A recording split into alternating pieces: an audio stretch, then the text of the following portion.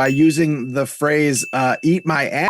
You're the very first person to do that on a Disney Plus series. Congratulations. Thank you. Right now is when the confetti should fall. Do you know I cannot believe they let me get away with that? Like, I cannot believe it. Yes, we're on Disney Plus, but we're still Marvel. Gang's all here. Let's hit the road.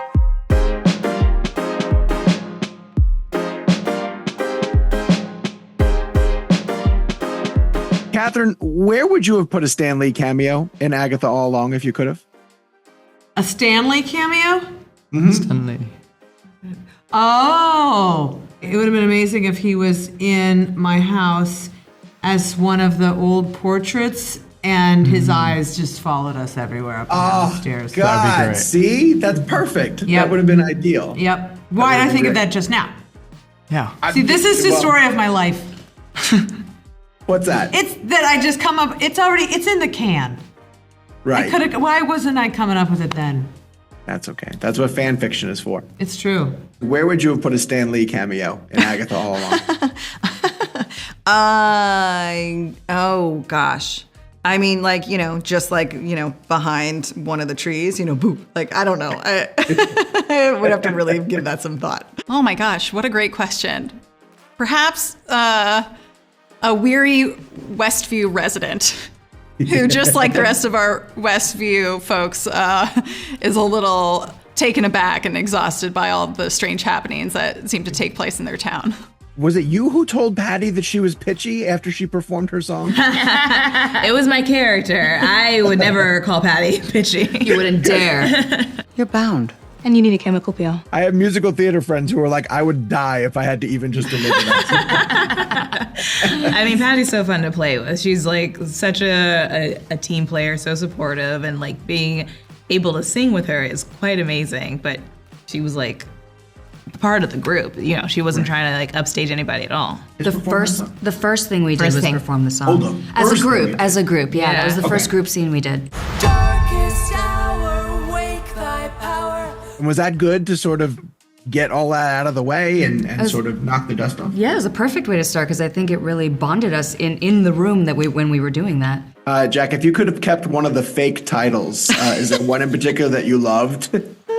I mean, there's one I hated, but like, it's the one that sort of like, it made my eye twitch a little bit because it was so bad. And when people took it seriously, like when in the trades, they would be like, so-and-so starring, and it was Coven of Chaos, which I think I actually even came up with. It's just such lazy alliteration. And like, it was meant to be kind of the tipping point of like, guys, we're kidding.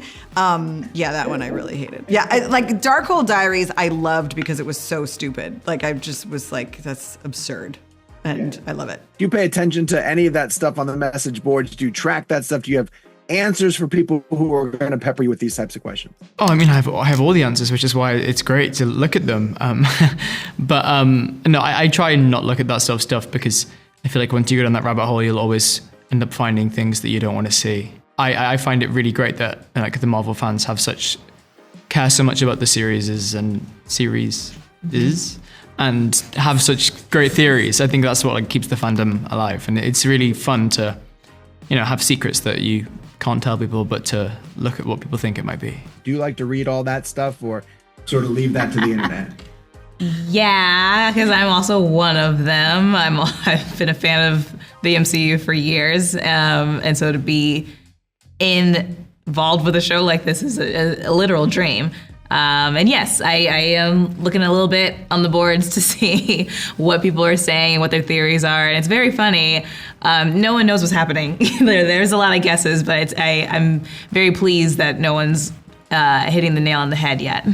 The road will give you the thing you want the most if you make it to the end. Shall we?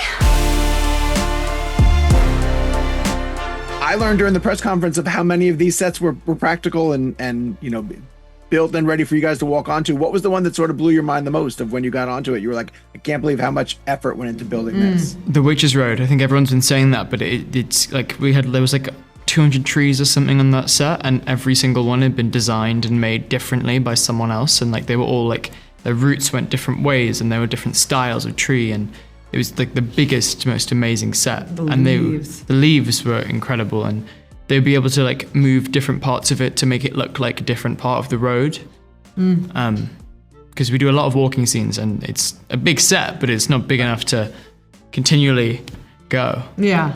I mean, the road is so stunning and it's huge. I mean, they had to find a soundstage that could fit it all because it's really a forest, and it was also mobile. Like they could change sections out to make it look like a different part of the road. And just the level of detail when you have such a scale is really impressive because the number of people that had to be involved to create this playground for us, I mean, it made our job easy because you get to respond to things in real time. And we're having a shared experience. We're not all having our separate imagination. We are responding to the same like mud, the same dangers. It's all right in front of us. So it's really a gift as an actor. We're really thrilled with this approach. And if you look back to the golden age of fantasy and horror, especially Wizard of Oz, which we were of course inspired by, there's a timelessness to those films because of how they were executed. We've utilized backdrops, miniatures, special makeup effects to create an entirely practical, real environment that our actors were able to stand in the middle of and take emotional advantage of.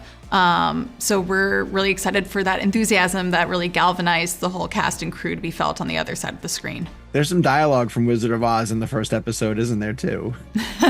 There are nods and references throughout the entire show to all sorts of fantasy and horror films. I think if you're a fan of those genres and subgenres, there's a little bit of everything that everyone loves hidden throughout the entire show. Any sort of iconic property that involves witches was an influence on us, right? Like that was really part of our process, was like, how have witches been portrayed historically and in pop culture, and how do we siphon that into this show? The Wizard of Oz is a little bit more prominent because this show is a quest.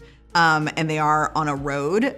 So, we borrowed some of that DNA, but we go to some, bananas places that the Yellow Brick Road didn't take those folks. Sharon's experience with witches is quite different from these two witches.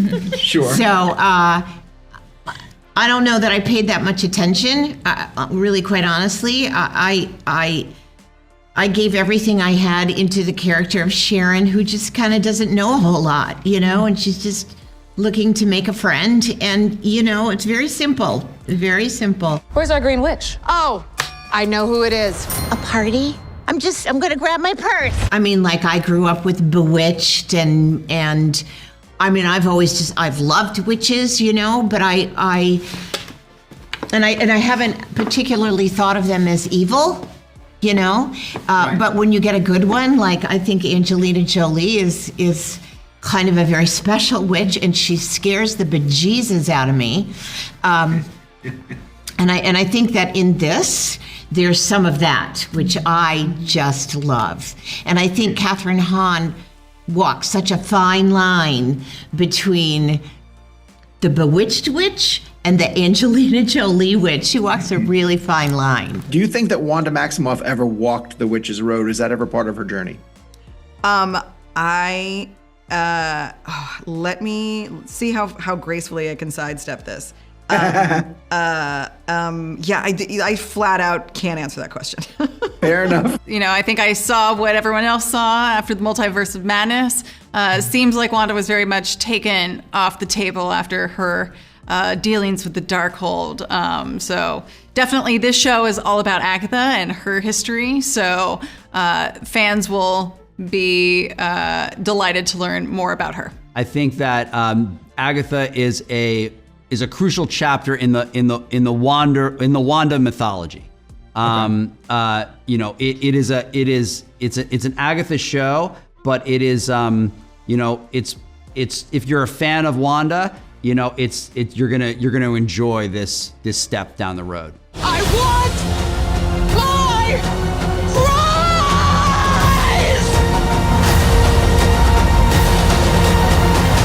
prize! Time to finish the road. Last one there is a nice person. Follow me, my friend, to glory at the end. Which actor, I'm just curious, do you want us to say is rumored to play Mephisto for this season?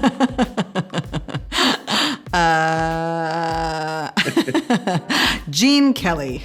Oh, Gene Kelly. That's going to break the internet. I can't wait to see when that happens. I'm gonna walk the road. Join me.